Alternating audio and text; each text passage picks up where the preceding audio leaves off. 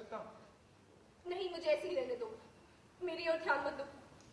मैं सिर्फ, तुम रो रही हो, देखो ये ना सोचो कि मैं। चले जाओ। क्यों? मैं तो सिर्फ। देखो, अपने काम से काम रखो, मेहरबानी करके मुझे अकेला छोड़ दो, समझे? अच्छा ठीक है, अगर तुम मेरी मदद नहीं चाहती तो ठीक है, मेरे पास भी फालतू समय नहीं है। सुनो,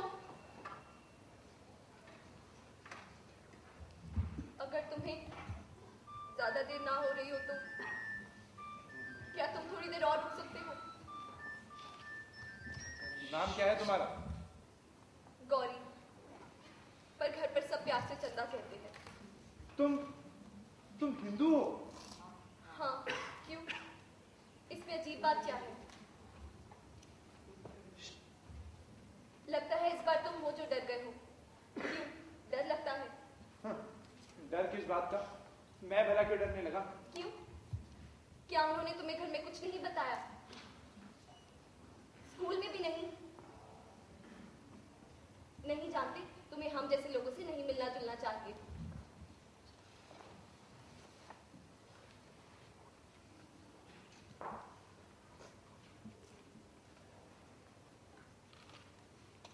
पता है, पहले मैं घन तो बोल सकती थी। जब मैं छोटी थी तो कभी कभी बीमार होने का बहाना करती थी ताकि मुझे स्कूल ना जाना पड़े। मुझे मैथ से बहुत डर लगता था, मैं उसमें बिल्कुल साफ हूं। लेकिन अब मुझे किसी चीज का डर नहीं है, अब और नहीं। दरअसल मैं कहीं भी नहीं जा सकती, सिनेमा भी नहीं। शायद मुझे इस पार्क में भी नहीं आना चाहिए था। पता नहीं आना चाहिए था, नहीं, जो भी हो, इससे कोई खास फर्क नहीं पड़ता।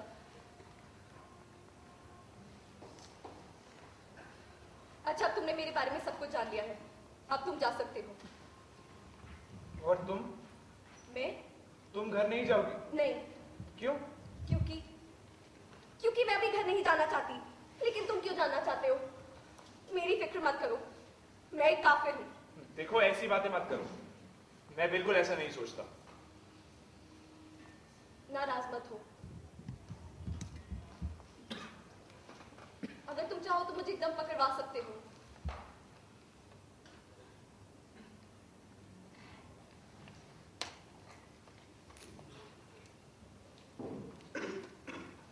तुमने सोचा होगा मैं तुमसे जबरदस्ती करने की कोशिश करूंगा, क्यों?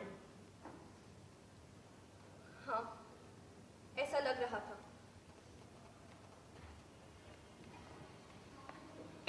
पर तुम घर क्यों नहीं जाती? ठंड ज्यादा हो गई है, तुम्हारे अम्मी अब्बू परेशान होते होंगे। हाँ, अगर होते तो जरूर परेशान होते। मतलब? हम तहसील के पास एक कस्बे में रहते थे। मेरे पिता डॉक्टर थे, फिर तालिबान आ गए। उन दिनों मैं लाहौर में थी, मेरा भी मैट्रिक का पेपर था। 2 महीने पहले पिता का खत आया कि मेरे पेपर खत्म होते ही हम हिंदुस्तान चले जाएंगे।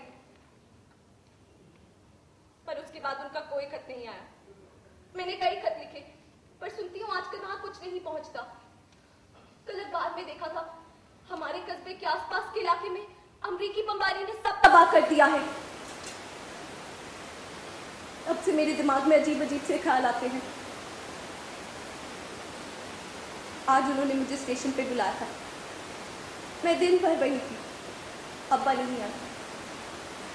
मुझे डर लग रहा था क्योंकि अब वो लोग इस शहर में भी आ गए हैं और उनके हिसाब से कोई भी गैर मुसलमान यहाँ नहीं रह सकता।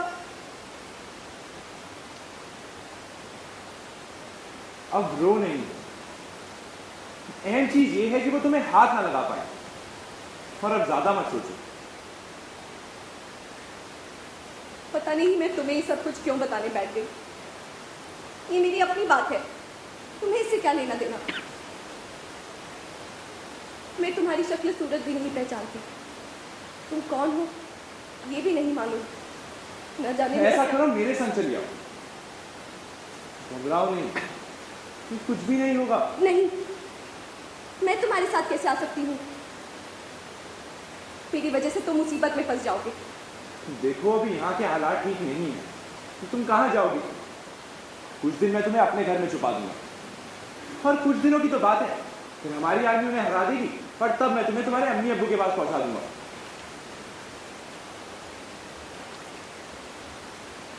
तुम अब भी डर रही हो? नहीं। तो फिर चलो। वैसे मेरा नाम परवेज है, पर घर पर सब जुगनू बुलाते हैं। जुगनू? ये कैसा नाम है? जैसे तुम्हारा नाम चंदा है।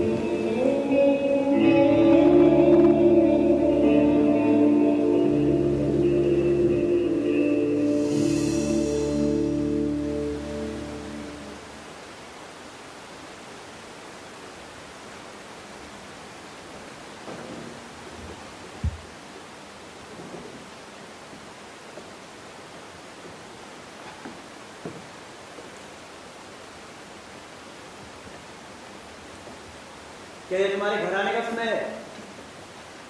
अगर चाहो तो इतनी देर से आने की वजह हमें बता सकते हो। क्या तुम्हें अंदाजा भी है मैं तुम्हारी कितनी फिक्र हो रही थी? मैं कोई बच्चा नहीं हूं। मैंने आपसे कहा तो था कि मैं सिनेमा जा रहा हूं। पेपर खत्म हुआ तो उस सिर में दर्द हो रहा था।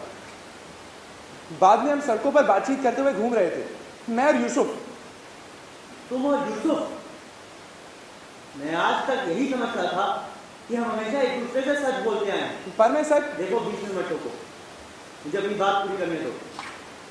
देखो बच्चे, तुम्हें हमारा नजरिया भी समझना चाहिए। वक्त खराब है, तुम भी इतने छोटे हो कि कहेंगी। खैर छोड़ो, अब 11 बजने को आए हैं।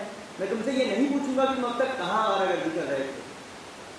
हालांकि मैं जानता हूं तुम झूठ बोल रहे हो, सिर्फ झूठ। आखिर हुआ क्या?